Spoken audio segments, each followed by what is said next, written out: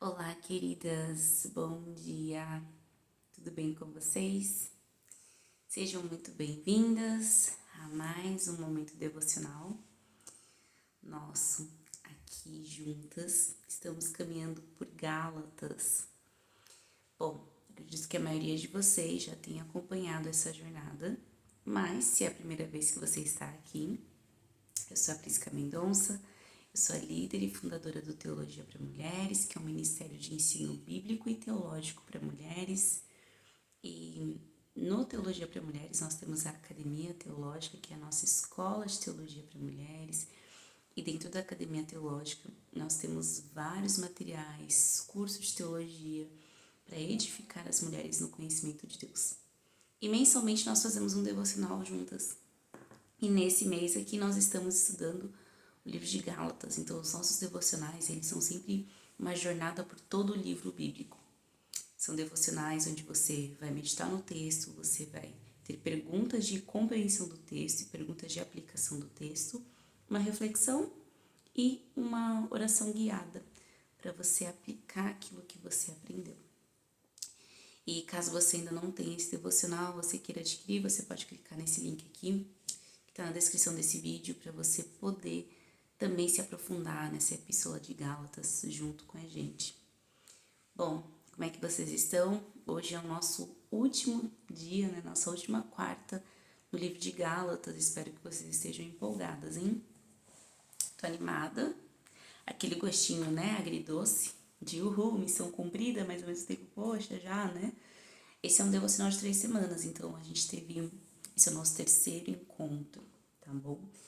E tem sido bênção olhar para essa epístola. Não sei quantas de vocês estão desde o início do perfil do Teologia para Mulheres no Instagram, mas foi o primeiro estudo que eu fiz no TPM. Foi o estudo Gálatas para nós, que inclusive hoje eu trouxe ele aqui para vocês. Olha, quem é dessa época aqui, gente? Primeiro estudo. E, ó, todo marcado, ó. Essas aqui são as minhas anotações. Esse estudo eu fiz em 2020, então hoje eu vou compartilhar um pouquinho. Eu estava lendo ele antes de chegar aqui para estar com vocês, fui lendo ao longo dos últimos dias para rememorar algumas lições profundas que o Senhor tinha me ensinado já naquela época. E quero trazer aqui para vocês enquanto a gente caminha por esses últimos 2 capítulos de Gálatas. Então hoje nós vamos ler, né, aprender por meio de Gálatas 4, aliás, de Gálatas 5 e 6, tá bom? Os últimos capítulos aí dessa epístola tão preciosa. Eu espero que vocês que estão com o devocional em mãos estejam sendo positivamente surpreendidas por todo o conteúdo, por todos os ensinamentos. Esse devocional foi feito por mim, pela a Vilmara, que também é a nossa revisora no TPM, então espero que seja sendo bênção aí para vocês. Bom, então vamos orar pedindo ao Senhor que fale conosco mais uma vez e vamos caminhar primeiramente por essa perícope, né, que vai de 1 a 12, tá bom? Vamos juntas.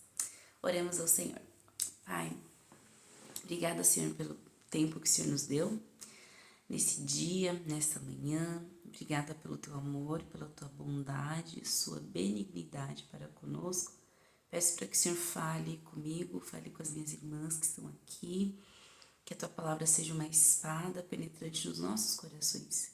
Senhor, eu sei que de minha própria força eu nada posso, mas é em ti, é na confiança que eu tenho no Espírito Santo que eu me achego aqui para trazer esse ensino para as tuas filhas. Senhor, me usa e abre os nossos ouvidos, também os nossos corações, para que nós sejamos edificadas por meio desse ensino. Essa é a minha oração, em nome de Jesus Cristo. Amém. Amém. Bom, queridas, então, Gálatas, nós vamos ler o capítulo 5, dos versos 1 ao 12.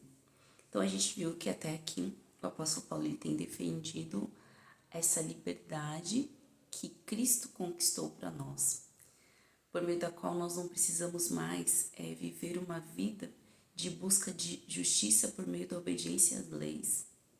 Então essas igrejas, né, no primeiro encontro eu falei que eram várias igrejas ali na região da Galácia. Então essas igrejas estavam sendo assediadas por um falso ensinamento de alguns judaizantes, que eles estavam incitando eles a se circuncidarem, a acreditarem que não bastava somente a fé em Jesus Cristo, eles precisavam da fé em Jesus Cristo e algo mais. E aí Paulo vai defender o verdadeiro evangelho. E aqui ele diz: para a liberdade foi que Cristo nos libertou. Permanecei, pois, firmes, e não vos submetais de novo ao jugo da escravidão. Ele traz o imperativo: permaneçam firmes, não vos submetam, né? Não se submetam de novo a um jugo de escravidão. E ele diz: eu, Paulo, vos digo que se vos deixar de circuncidar, Cristo de nada vos aproveitará. De novo, testifico a todo homem que se deixa circuncidar, que está obrigado a guardar toda a lei. Ou seja, Paulo está dizendo que se eles se circuncidassem, Cristo não serviria para nada, porque se você se circuncida, você está negando a eficácia do sacrifício de Cristo. Então, se você quer ir pela circuncisão, para que você precisa de Cristo? É isso que ele está dizendo. E ele diz ainda que aqueles que se circuncidassem estariam obrigados a guardar toda a lei. Ou seja, se você abrir a porta para a circuncisão, você está abrindo a porta para o cumprimento de toda a lei. E o que a lei vai fazer não é te salvar, é te esmagar. É te esmagar. Não sei quem já leu aí o livro O Peregrino, né? Ele traz essa ilustração mesmo, né?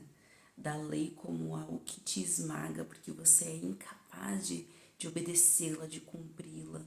Somente a graça nos liberta desse peso da lei que nós não conseguimos carregar. E aí ele vai dizer: de Cristo vos desligastes, vós que procurais justificar-vos na lei, da graça caístes. Porque nós pelo Espírito aguardamos a esperança da justiça que provém da fé. Onde está a esperança da nossa justiça? Na fé. Uma das doutrinas centrais da fé cristã é a justificação pela fé somente. E Paulo defende essa doutrina aqui. Foi a doutrina que Lutero, lá no século XVI, compreendeu e fez com que ele acabasse rompendo com a igreja católica, a apostólica romana. Então, entender que o justo vive pela fé somente não é pelo quanto eu faço, não é pelo quão boa eu sou, por quanto de o quanto de obediência eu dedico a Deus, mas é tão somente porque Cristo imputou a mim a sua justiça.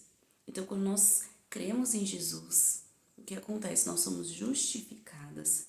A justificação é uma declaração de que nós somos justas diante de Deus, não pelos nossos próprios méritos, mas pelos méritos de Cristo. A justificação, ela faz com que o nosso pecado, que antes pesava sobre nós, seja colocado sobre Cristo. E a justiça de Cristo seja colocada sobre nós. Então, se nós cremos em Jesus, nós já somos justificadas. Não precisamos da obediência da lei para obter justiça. Nossa justiça, ela se dá por meio da fé, não por meio das obras. É o que Paulo está reforçando aqui. Ele diz que no verso 6, porque em Cristo Jesus nem a circuncisão nem a incircuncisão tem valor algum, mas a fé que atua pelo amor. Então não é mais por ser circuncidado ou não ser circuncidado. No fim das contas, o que permanece é a fé. E olha que interessante, aqui Paulo traz uma tríade que é bem comum nos seus escritos, que é a fé, esperança e amor, que ele também apresenta lá em 1 Coríntios 13. No verso 5, ele falou da esperança na justiça que provém da fé. E aí aqui no verso 6, ele fala que a fé atua pelo amor. Fé, esperança e amor. É a tríade da fé cristã. E Paulo vai questionar para eles: poxa, vocês estavam correndo bem, vocês estavam indo bem na jornada de vocês. Quem persuadiu vocês? Quem impeliu vocês a desistirem? Quem impediu vocês de continuarem correndo pela verdade? E aí ele diz: essa persuasão que vocês estão sofrendo não vem daquele que chamou vocês.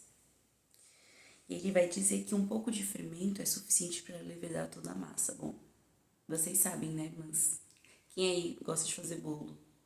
Um pouquinho de fermento já é suficiente para levedar toda a massa. Não precisa de muito, não. É só um pouquinho. Ou seja, mas eu creio na salvação pela fé somente, mas deixa eu dar, sabe assim, uma ajudinha aqui para Deus, deixa eu colocar minhas obras, mas é só uma obrazinha assim de nada. Não, já é suficiente para levedar toda a massa. Então nós não precisamos do evangelho mais alguma coisa. O chamado não é para nós crermos e mais alguma coisa. É para crermos inteiramente, fé totalmente. E aí Paulo vai dizer, né, que no verso 11, eu, porém, irmãos, se ainda prego a circuncisão, porque continuo sendo perseguido? Logo está desfeito o escândalo da cruz, tomara que até se mutilassem os que vos incitam à rebeldia.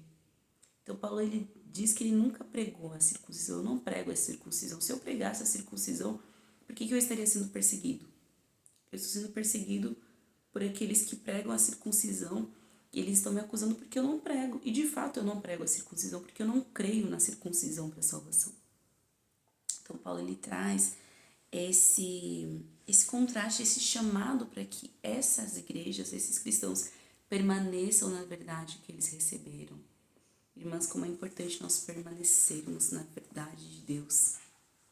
Há tantos falsos evangelhos sendo levantados, mas nós precisamos caminhar pelas veredas antigas. O evangelho não precisa de novidade, não precisa de mudança, não precisa ser revisto. O evangelho é o mesmo, ontem, hoje e sempre.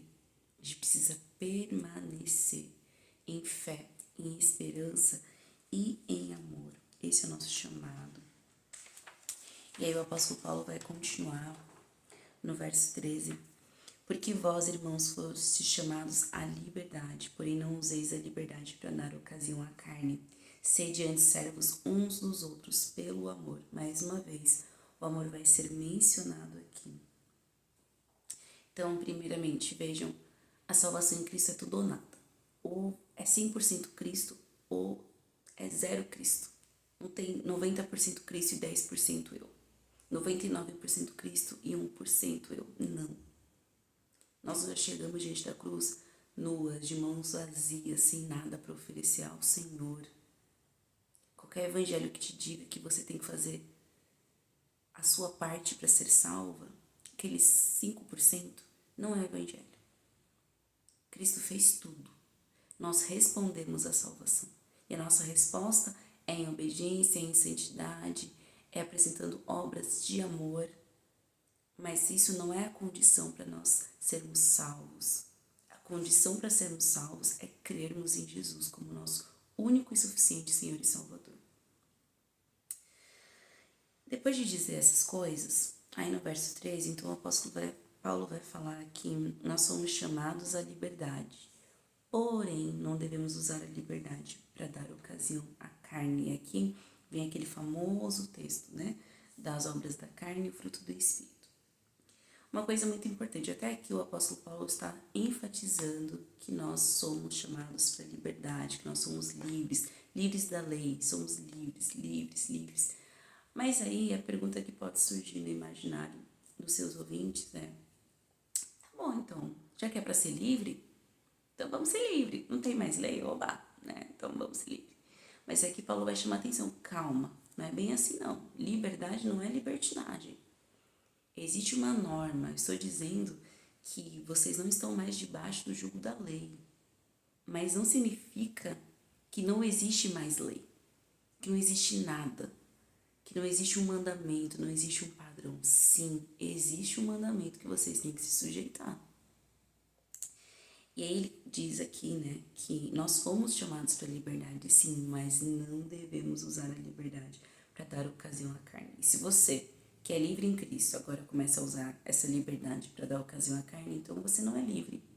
Você ainda é escravo do pecado. Se você é escravo do pecado, logo você não foi liberto por Cristo, você ainda não tem a salvação. E ele então vai dizer, não useis da liberdade para dar ocasião à carne, né? Gálatas 5,13. Sede antes servos uns dos outros pelo amor, ou seja, não deis lugar à carne. Em vez disso, sejam servos uns dos outros pelo amor. Viver na carne é viver para si mesmo. Viver na carne é viver para servir às suas próprias necessidades. Viver na carne é ser amante de si mesmo. E qual que é o oposto disso? Amar ao próximo e servir ao próximo. Esse é o antídoto. porque toda lei se cumpre em um único preceito, a saber, amarás o teu próximo como a ti mesmo. Aqui Paulo está trazendo Levítico 19:18. Amar o próximo como a ti mesmo. Uma lei. Olha só, para que ninguém diga que Paulo é anti-lei, que ele é contrário à lei, ele está trazendo uma lei que foi dada lá no Antigo Testamento. A lei do amor. Amar o teu próximo como a ti mesmo. Então, qual é o padrão? Qual é a medida da liberdade cristã? O amor. Como é que eu sei até onde eu posso ir na minha liberdade? O amor é que vai me conduzir, me guiar na minha liberdade. Fazendo isso, eu estou amando o meu próximo como a mim mesmo? Sim, ok, então é lícito. Não, então não posso fazer. A minha liberdade só vai até onde vai o meu amor ao próximo. A gente vive um tempo, né, em que a ênfase é ame-se a si mesmo. O importante é você se amar. A Bíblia diz o mais importante é você amar o seu próximo como a ti mesmo. Amar a Deus sobre todas as coisas e amar ao próximo como a ti mesmo. Foi assim que Jesus resumiu os 2 mandamentos. Toda a lei ele resumiu em 2 mandamentos. Então nós precisamos amar o nosso próximo. Isso deve orientar a nossa conduta. Se vós, porém, vos mordeis e devorais uns aos outros, vede que não sejais mutuamente destruídos. Ou seja, se nós somos partes do mesmo corpo e nós nos mordemos, nos devoramos, a gente vai se matar. No fim, não tem mais corpo. Então, em vez de nós vivermos em rixa, em brigas, em discussões, falando mal uns dos outros, querendo devorar uns aos outros, nós precisamos amar e servir uns aos outros. E aí a pergunta que fica, tá, mas Paulo, como é que eu faço para não viver para mim mesma? Como é que eu faço para amar o meu próximo? Como é que eu faço para não viver na carne? Como é que eu faço, já que eu não tenho mais a lei regendo a minha vida, qual que é o parâmetro? Como é que eu faço para andar na linha? E aí Paulo vai dar o segredo. Verso 16, digo, porém, andai no Espírito e jamais satisfareis a concupiscência da carne. Uma coisa importante para a gente entender. Deus deu a lei no Antigo Testamento para o povo. E sabe que Paulo vai dizer, né, que a lei era um aio, né? Estava preparando o povo até que viesse Cristo. A lei também foi dada para refrear o pecado do povo, né? Imagina um povo sem lei. Com lei já eram rebeldes, só faziam besteira, imagine sem lei. E aí, agora Paulo está dizendo que a lei não é mais, nós não estamos mais submissos ao jugo da lei. E agora? Como é que a gente vai viver com essa liberdade toda?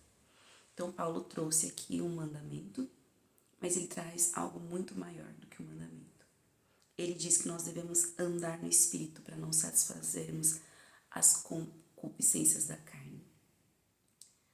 A lei, a maior lei, aquilo que realmente nos impede de pecar, não é a lei escrita em pedras. É a lei escrita no coração. E qual é a lei escrita no coração? O Espírito Santo. Ele é a nossa consciência. Ele é esse novo eu sendo formado. Ele é Cristo em nós. A gente deixa de obedecer à lei, não pelo medo da lei, não pela letra da lei, mas a gente passa a obedecer por amor a Deus, porque o Espírito Santo está em nós. O Espírito Santo, ele vai nos transformando e nós passamos a andar no Espírito. E quando nós andamos no Espírito, nós satisfazemos a lei de Deus, a vontade de Deus, e não a nossa própria vontade, os desejos da nossa carne. O que nos livra de uma vida devassa, de uma vida sem lei, de uma vida desregrada, é andar no Espírito. Ou seja, saímos do jugo da lei, mas somos inseridas na presença do Espírito Santo. Nós obedecemos a Deus não por medo, não por castigo, mas por amor. Porque o Espírito de Deus, aquele que nos regenerou, agora está nos transformando. Então nós precisamos andar no Espírito para não continuarmos a viver uma vida de pecado. Vocês percebem a diferença? Até então a gente tinha a lei e nós nos sujeitávamos à lei por medo. Agora nós temos o Espírito e nós nos sujeitamos ao Espírito por amor, porque estamos nos tornando mais parecidas com Jesus, porque essa é a obra do Espírito Santo em nós. Porque a carne limita contra o Espírito e o Espírito contra a carne, porque são opostos entre si, para que não façais o que porventura seja o vosso querer. Vejam, não existe meu querer. O meu querer não é neutro para que eu escolha A ou B. Não existem 3 vias, só existem 2 caminhos. A nossa vontade não é livre. Ou você se sujeita à vontade da carne, ou você se sujeita à vontade do Espírito. Você sempre está fazendo uma dessas 2 vontades. Não existe uma vontade intermediária. Só existem essas 2 vontades. Então perceba que para que você possa andar no Espírito, para que você possa resistir à carne, você tem que andar no Espírito. E não tem como você satisfazer os desejos da sua carne sem abandonar o Espírito. Então, são 2 senhores. São 2 senhores que podem guiar as nossas vidas.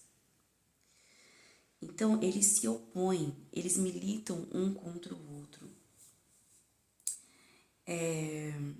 Aí no verso 19, as obras da carne são conhecidas: prostituição, impureza, lascívia, idolatria, feitiçaria, inimizade, porfias, ciúmes, iras, discórdias, dissensões, facções, invejas, bebedices, glutonarias e coisas semelhantes a esta, a respeito das quais eu vos declaro, como já outrora vos preveni, que não herdarão o reino de Deus os que tais coisas praticam. Paulo traz uma série de obras da carne. E aí você pode olhar para essas obras e pensar: Senhor, será que alguma dessas obras tem se manifestado na minha vida? Eu tenho praticado essas obras? Ou eu tenho andado no Espírito? A única forma de nós não praticarmos essas obras é andando no Espírito.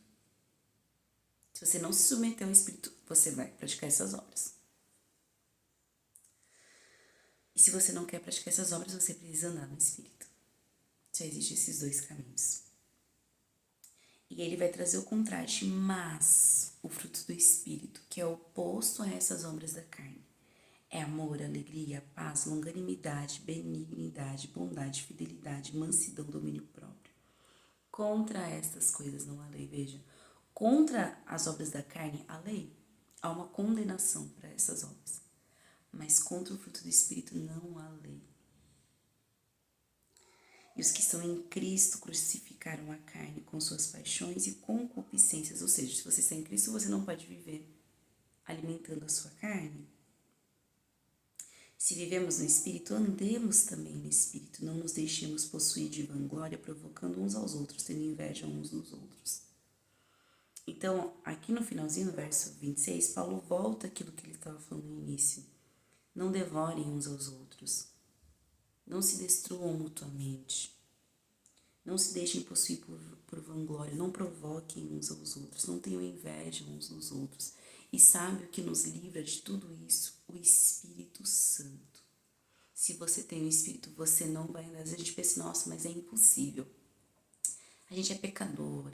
É impossível as mulheres não terem inveja umas das outras. É impossível as mulheres não rivalizarem entre si. Mulheres que têm o Espírito Santo não rivalizam, não invejam, não fofocam, não difamam. Mulheres que têm o Espírito, que andam no Espírito. Ele disse: se vivemos no Espírito, andemos também no Espírito. Não basta você viver no Espírito. Eu vivo no Espírito. Mas você anda no Espírito todos os dias. As suas atitudes são pautadas pelo Espírito Santo? Ou não? Olha só que coisa interessante. Isso eu lembro que eu escrevi isso no devocional. A carne e o Espírito são solos férteis. O que você plantar, você vai colher. Se você plantar na carne, você vai colher na carne. Se você plantar no Espírito, você vai colher no Espírito. A questão é, onde você tem plantado as suas ações, as suas decisões, os seus pensamentos e as suas emoções? O que tem regido a sua vida? O que tem governado a sua vida? A carne ou o Espírito? Na primeira oportunidade que você tem para decidir algo, para fazer algo, para falar algo, você vai pelo seu desejo ou você vai pela vontade do Espírito? Pense nisso. Pense nisso. Nós precisamos ser orientadas pelo Espírito Santo e não pelos desejos da nossa carne, irmãs. É tentador, eu sei, é difícil, mas andar no Espírito é mortificar nossa carne todos os dias. É dizer não pro nosso eu. E veja, o fruto do Espírito, ele é uma coisa só. Isso aqui daria um estudo sobre o fruto do Espírito. Para quem é da Academia Teológica, a gente tem um módulo sobre a doutrina do Espírito Santo. Dentro desse módulo, tem uma aula só sobre o fruto do Espírito. E, modéstia à parte, é uma das melhores aulas que eu já dei e ouvi sobre o fruto do Espírito. Porque a gente tem tanto a aprender sobre o fruto do Espírito, que a gente tem um entendimento incorreto sobre esse fruto, sobre o que é o fruto do Espírito. O fruto do Espírito é a maturidade cristã. É você ser como Cristo. E há várias questões envolvidas nisso. Mas não é uma coisa ou outra. O amor, ele não anda sozinho. A paciência não anda sozinha. A bondade não anda sozinha. Eles estão juntos. Um puxa o outro. Sabe? Enfim, é uma aula que vale a pena assistir sobre o fruto do Espírito. E aí, continuando, irmão, se alguém for surpreendido, capítulo 6 agora. Irmão, se alguém for surpreendido em alguma falta, vós que sois espirituais, corrigi-o com espírito de brandura. E guarda-te para que não sejais também tentados. Levai as cargas uns dos outros e assim cumprireis a lei de Cristo. Olha só que interessante. Paulo vai trazer a lei de Cristo aqui. Levai as cargas uns dos outros e assim cumprireis a lei de Cristo. Os gálatas estavam tão preocupados em cumprir a lei de Cristo e achando que para cumprir a lei de Cristo eles precisavam voltar ao Antigo Testamento, a lei do Antigo Testamento. Mas Paulo está dizendo, sabe como vocês vão cumprir a lei de Cristo? Levando as cargas uns dos outros, amando uns aos outros, suportando uns aos outros. Gente, você quer testar se a sua fé é verdadeira, se você é crente de verdade? É por meio da forma como você lida com o seu próximo. Você pode ser super espiritual. Nossa, eu oro 30 horas. Eu vou no monte. Eu sou muito quebrantada. Ai, sabe, eu tenho vida com Deus. Ok, mas quando você termina de orar, quando você abre a sua boca, como é que você lida com o seu próximo? Você fala mal do seu próximo? Você é fofoqueira? Você é intolerante?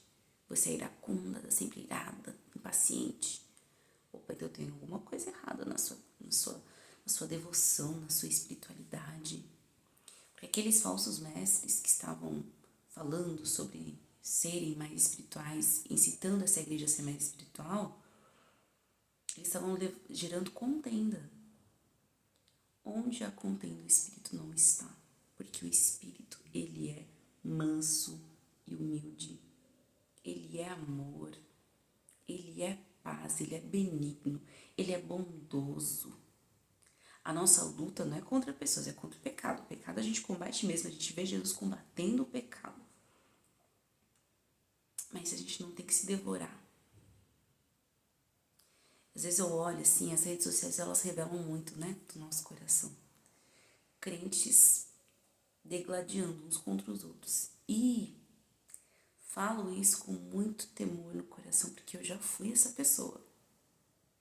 Sabe? No afã de defender a verdade. Ai, olha, fulano falou isso, que absurdo. Eu já fui essa pessoa, na minha imaturidade. Graças a Deus. Porque Deus é misericordioso, o Espírito Santo nos ensina. Mas não sejamos esse tipo de pessoa. Não sejamos esse tipo de pessoa, irmãs. Nem nas redes sociais, nem fora das redes. Caminhemos no Espírito. A gente tem que corrigir as pessoas com espírito de brandura. Sabe, brandura. Jesus é assim que ele nos corrige. E guarda-te para que você também não seja tentado, porque às vezes a gente está corrigindo o outro, mas a gente pode acabar sendo tentado naquilo que a gente está corrigindo o outro também. A gente está pecando naquilo que a gente está corrigindo. Levai as cargas uns dos outros. Se alguém julga ser alguma coisa não sendo nada, a si mesmo se engana. Então ele traz um contraste, humildade e soberba. O humilde ele corrige com brandura. Ele leva as cargas uns dos outros. O soberbo, ele se acha melhor do que os outros. E se alguém julga ser alguma coisa não sendo nada, a si mesmo se engana. Não se, sabe assim, uma das coisas que eu tenho aprendido na minha jornada, não se ache boa demais. Não se ache melhor que os outros. Não faça isso. Não faça isso. Porque se alguém julga ser alguma coisa não sendo nada, a si mesmo se engana. Mas prove cada um o seu labor, e então será motivo de gloriar-se unicamente em si e não no outro. Porque cada um levará o seu próprio fardo, olha só. Às vezes a gente se gloria no outro. Sabe aquela coisa do tipo assim, ai, olha, eu sou imperfeita, mas pelo menos eu não sou que nem fulano, né? Ah, eu tenho meus pecados, mas gente, isso aqui eu não faço. Às vezes a gente se exalta em cima da miséria do outro. E aí Paulo está dizendo, não se exalte em cima do outro. Se você tiver que se glorie em si mesma. Seja boa, mas não seja, eu sou melhor que. Não, você quer ser boa, quer ser reta, então seja boa e reta. No seu próprio mérito, não em detrimento do outro. Entende? O nosso padrão tem que ser o outro. Aí, o outro é mais ou menos, eu estou um pouquinho melhor, então eu estou bem. Não. Nosso padrão é Cristo. Nós não somos chamados para nos medirmos a nossa estatura com base na miséria do outro, não com base na estatura do outro, nem na miséria do outro, nem no pecado do outro. Mas o nosso padrão é Cristo, é um padrão elevado. Aí o negócio fica difícil. Aí a gente tem que ser humilde. Porque quando a gente fica olhando pro outro, até que eu não tô tão mal não, viu? Tô melhor. A gente tem que ter cuidado. Cada um levará o seu próprio fardo. Então não se preocupa com o fardo do outro, com o que o outro está fazendo, o que ele está deixando de fazer. Olha para o seu fardo. Olha para a sua conduta diante de Deus. Você está sendo santa? Está sendo diligente? Verso 6. Aquele que está sendo instruído na palavra, faça participante de todas as coisas boas aquele que o instrui. Olha só que interessante, o termo aqui é catecúmenos, né? Quem aí é da igreja presbiteriana, igrejas reformadas, né? Geralmente tem a sala de catecúmenos, né? Onde a gente passa por aquele processo de ensino. Então, aquele que é instruído na palavra, faça participante de todas as coisas boas, aquele que o instrui. A gente precisa honrar os nossos professores, os nossos mestres, os nossos pastores. Honre quem te ensina a palavra. Tenha humildade de aprender, algo que os gálatas não estavam fazendo. Eles não estavam honrando aquele que os ensinou, o apóstolo Paulo. A gente tem que ter humildade. Sabe, às vezes você começou a aprender um pouquinho mais de Bíblia, aí você já tá, sabe, questionando o seu pastor, falando que ele não sabe das coisas. Às vezes você não tá falando, mas tá pensando, comparando ele com Hernandes Dias Lopes, com Augusto Nicodemos, achando o sermão dele ruim, apontando. A gente tem que honrar aqueles que nos ensinam a palavra. Você não sabe o quanto de tempo ele gasta em leitura, em estudo, em oração, para poder levar alimento para você. Não compare, seja grata. Não vos enganeis, de Deus não se zomba, pois aquilo que o homem semear, isso também ceifará, a lei da vida. Não tem como a gente fugir disso. Porque o que semeia para a sua própria carne, da carne colherá corrupção, mas o que semeia para o Espírito, do Espírito colherá a vida eterna, aquilo que eu falei ali no capítulo 5. Carne e espírito são dois solos férteis. Se você semear na carne, você vai colher destruição. Se você semear no espírito, você vai colher vida eterna. Onde você tem semeado? Sabe como é que você pode saber onde você tem semeado? Olha para a sua vida. O que você tem colhido? O que você tem colhido? Você vai saber onde você está semeando. Você tem colhido frutos espirituais? Não, minha vida tá assim, tá assada, tá um caos, tá não sei como. Então, pare e pense o que você tem semeado para sua vida estar assim. A lei da semeadura é real. Se você semear na carne, você vai colher na carne. Se você semear no espírito, você vai colher no espírito. É real. Uma coisa que eu falo, que tipo de mulher você quer ser daqui a 10 anos? Uma mulher sábia, uma mulher madura, uma mulher conselheira, uma boa esposa, uma boa mãe. Eu quero ser isso, tá? O que você tá fazendo hoje para cultivar essa mulher? Não espere daqui a 10 anos. Não espere que não passe de mágica, sem ter semeado nada, ou semeando tudo ao contrário. Daqui a 10 anos você vai colher essa mulher que você quer ser. A gente colhe aquilo que a gente cultiva. O que você está cultivando? Eu já sei que eu tô batendo, mas eu também tô apanhando. Tudo que eu trago aqui para vocês é fruto daquilo que eu também recebi do Senhor, sabe? Daquilo que o Senhor trouxe pro meu coração também. E a gente precisa, né? Minhas amigas falam assim que eu tenho o dom da exortação, né? Machadão ali, né? E é verdade, eu reconheço isso. Eu sou grata a Deus por isso, porque a gente precisa disso, sabe? Gente que massageia o ego, gente, vocês vão encontrar em todo lugar. Você abre o Instagram, você abre, às vezes na sua comunidade, sempre vai ter, porque a gente tem dificuldade de falar a verdade, mas não é a Prisca falando a verdade, é a palavra, né? Eu tô aqui trazendo para vocês. É difícil, é duro de engolir, mas é verdadeiro, e se a gente tiver humildade no espírito, a gente vai crescer. E aí no verso 9 ele diz, e não nos cansemos de fazer o bem, porque a seu tempo ceifaremos, se não desfalecermos. Gente, esse versículo tem meu coração. Não nos cansemos de fazer o bem. Tem hora que cansa fazer o bem, né? Você faz um dia, não vê resultado, faz outro, não vê resultado, você fala assim, ai gente, parece que nada do que eu faço frutifica. E às vezes você olha pro ímpio, ele tá fazendo mal e parece que tá frutificando muito rápido. Não compare. Não se canse de fazer o bem, de obedecer a Deus, de andar no Espírito, de fazer aquilo que é bom, aquilo que é digno de louvor, aquilo que, sabe, é sábio. Não se canse, não desanime. A palavra diz que se não desfalecermos, colheremos a seu tempo, não é no meu tempo. É no tempo que Deus estabeleceu para essa colheita. A colheita virá, mas você precisa semear e precisa perseverar. Não desanimar. E se você não desfalecer, você vai comer do fruto daquilo que você está semeando, porque isso é a palavra do Senhor. É a palavra do Senhor. E por isso, enquanto tivermos oportunidades, façamos o bem a todos, mas principalmente aos da família da fé. Quando você tiver oportunidade, faça o bem, não retenha a sua mão, irmã, não retenha a sua mão. Mas a gente fica com preguiça de fazer o bem. Não quero fazer visita, não. Não quero receber ninguém em casa. Meu Deus, tem que ir pra igreja. Não retenha a sua mão de fazer do bem.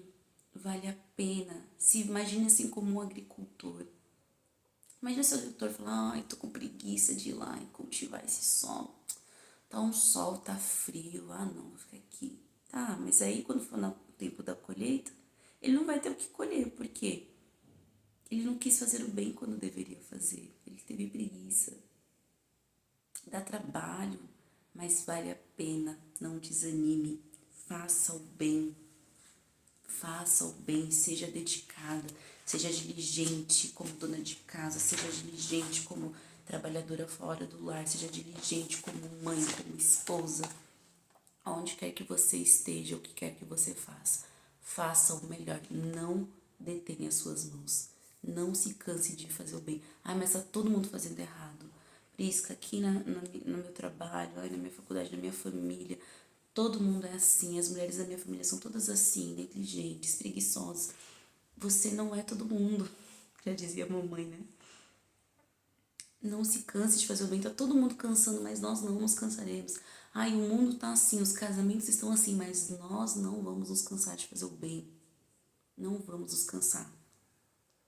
Porque nós cremos na promessa do Senhor, que se nós não desfalecermos, nós vamos colher os frutos, irmãs. Dá trabalho educar filho, dá trabalho. Dá trabalho você cuidar de uma casa, dá trabalho. Dá trabalho acordar cedo para você ir trabalhar fora de casa, dá trabalho. Literalmente. Dá trabalho você ser uma boa esposa, dá trabalho, mas vale a pena. Daqui a um tempo você vai colher 30, 60, 100 por um. Essa é a verdade. Então a gente tem que parar. A nossa cultura é uma cultura que não gosta de trabalho, só quer diversão. Mas o povo cristão é um povo que trabalha e que ama trabalhar para o Senhor, que não se cansa de fazer o bem. Precisamos, irmãs, ser diligentes. Diligência é uma palavra que tem martelado tanto no meu coração, tanto no meu coração. Precisamos ser diligentes. E aí Paulo vai concluir: vede com que letras grandes vos escrevi do meu próprio punho, todos os que querem ostentar-se na carne, esses vos constrangem a vos circuncidardes, somente para não serem perseguidos por causa da cruz de Cristo. Ser circuncidado era uma forma de ser aceito socialmente. Tem tantas circuncisões que têm sido oferecidas para nós aí no mundo, né? Quais são as circuncisões que têm sido oferecidas para você ser mais aceita? Para você se sentir parte? Irmã, ser cristã é ser perseguida. E tem muito crente que não quer ser perseguido, ele quer ser socialmente aceito, socialmente relevante. Eu já tô quase chorando aqui porque isso mexe comigo. O evangelho da cruz é um evangelho de renúncia. Não é fácil, irmã, ser crente. Não é para todo mundo. É para aqueles que amam a Cristo, é para aqueles que estão dispostos a morrer, a serem julgados pelo mundo, a serem odiados, a serem perseguidos, a serem vistos como intolerantes, como loucos. Cada vez mais a gente vê o cerco se fechando para a igreja, para os crentes, mas nós não vamos desfalecer. Nós não vamos deixar de fazer o bem, porque o mundo está chamando o bem de mal. Mas será que você está preparada?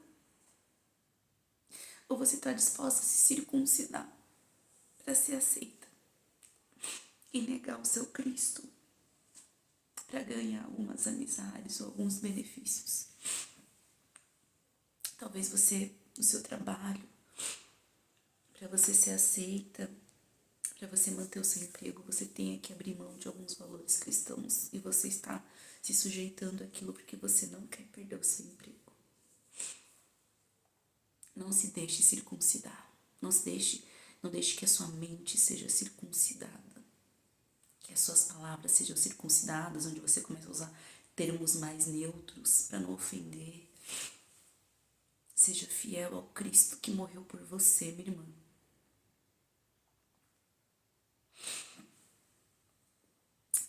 Pois nem mesmo aqueles que se deixam circuncidar guardam a lei, antes querem que vos circuncideis para se gloriarem na vossa carne. Mas longe esteja de mim gloriar-me, senão na cruz do nosso Senhor Jesus Cristo, pela qual o mundo está crucificado para mim e eu para o mundo. O mundo está crucificado para você? O mundo está crucificado para você? Verso 15, pois nem a circuncisão é coisa alguma, nem a incircuncisão, mas o ser nova criatura. No fim das contas, pouco importa. Paulo está dizendo, se você é grego, se você é judeu, não faz diferença. O que importa no fim das contas não é a sua origem, não é a circuncisão da sua carne, mas o ser nova criatura. Que todos podem ser nova criatura, independentemente de serem escravos ou livres, gregos ou judeus, homens ou mulheres, é o que nós vimos lá em Gálatas 5:28. 4:28, eu acho. E todos quantos andarem de conformidade com esta regra, paz e misericórdia seja sobre eles e sobre o Israel de Deus. Nós somos o Israel de Deus, o povo da aliança. Quanto ao mais, ninguém me moleste, porque eu trago no meu corpo as marcas de Jesus. E a palavra aqui para marcas é estigma. Nós seremos estigmatizados. Olha lá os radicais. Olha lá, ultraconservadores. Olha lá, extremistas, religiosos. Mas eu, como Paulo, quero dizer, ninguém me moleste, eu trago na minha carne. A única marca que eu trago na minha carne, o único estigma que eu trago na minha carne, são as marcas de Jesus. Pouco importa o resto. Ele inclui dizendo: a graça do nosso Senhor Jesus Cristo seja irmãos com o vosso espírito. Amém. Então, irmãs, assim termina o apóstolo Paulo, encorajando esses cristãos a permanecerem fiéis. A única marca que nós temos que carregar é a marca de Cristo. Todo o resto é acessório. Todo o resto é desnecessário. A gente só vai chegar com a nossa cruz. O resto vai ficar. O que você tem amado tanto que você está disposta a negociar o evangelho para obter? Mais dinheiro, mais saúde, um casamento, filhos, um corpo bonito, mais tempo. Eu só quero chegar diante do meu Salvador com a cruz.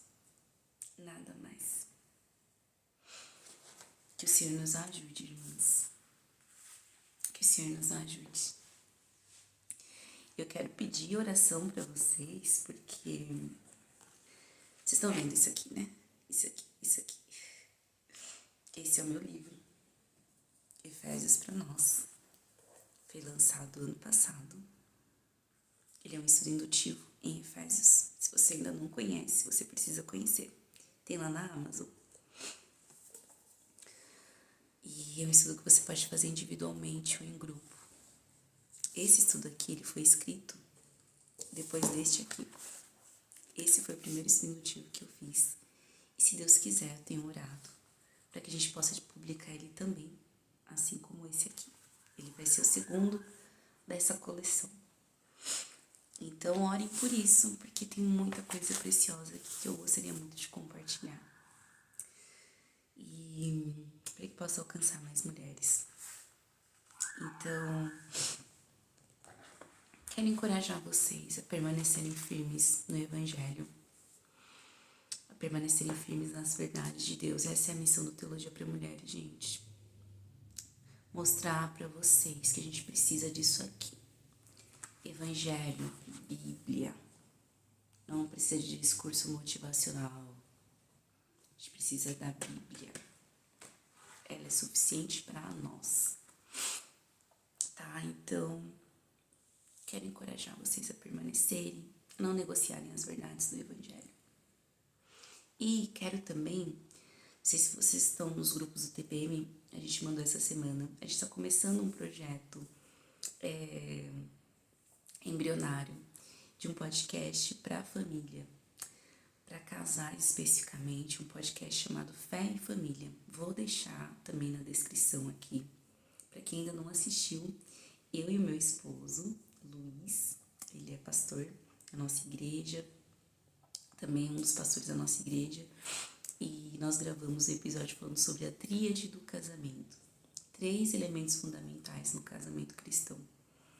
Tá bem legal essa conversa, esse podcast. Então nos ajudem, a gente quer ouvir a opinião de vocês, se vocês gostaram. Esse foi o piloto, a gente gravou o piloto, a gente pretende gravar mais, mas a gente quer o feedback de vocês. Então assistam, compartilhem, comentem, esse feedback é importante para nós. E se Deus quiser, a gente vai continuar aí, né? Servindo nesse sentido, porque esse é o nosso chamado. Levar o Evangelho a toda criatura, né? Homem, mulher, famílias, e que o Senhor nos capacite. Amém? Vamos orar? Que o Senhor possa nos abençoar, nos sustentar. Foi muito bom caminhar essa jornada com vocês, tá bom? Hoje a gente esticou um pouquinho mais, né? Mas não tinha como, né? Encerramento sempre vai um pouquinho mais. Paizinho, obrigado por esse tempo, obrigado pelo teu amor, pela tua bondade e fidelidade. Como é bom ouvir a tua palavra. Quão amáveis são os teus tabernáculos, Senhor. Senhor, nos ensine a te amar de verdade, mais do que qualquer outra coisa. Abençoe minhas irmãs, abençoe as nossas vidas, nos edifique para o louvor da tua glória. Fortalece e sustenta-nos, Pai, em Cristo Jesus. Seja conosco, ó Deus, no nome de Jesus Cristo. Amém. Amém, gente. Então, essa aula, esse devocional vai ficar disponível por 48 horas. Depois a gente vai tirar do ar aqui e vai subir para a nossa plataforma da Academia Teológica. Se você não é aluna da Academia Teológica, você não sabe o que você está perdendo. Cadê as teológicas aí? Manifestem-se. A Academia Teológica é uma plataforma maravilhosa de ensino bíblico, teológico. Gente, todos os nossos devocionais estão lá, ao acesso de vocês. A gente tem mais de 10 devocionais, 12 devocionais. O helicóptero ali. A gente tem muito material, muitas aulas. E mês que vem vão entrar conteúdos maravilhosos, novos conteúdos. A gente vai ter 2 cursos que vão entrar agora. Aliás, 3 cursos vão entrar agora em setembro. Um curso de ética cristã. Gente, esse curso tá incrível. Completaço.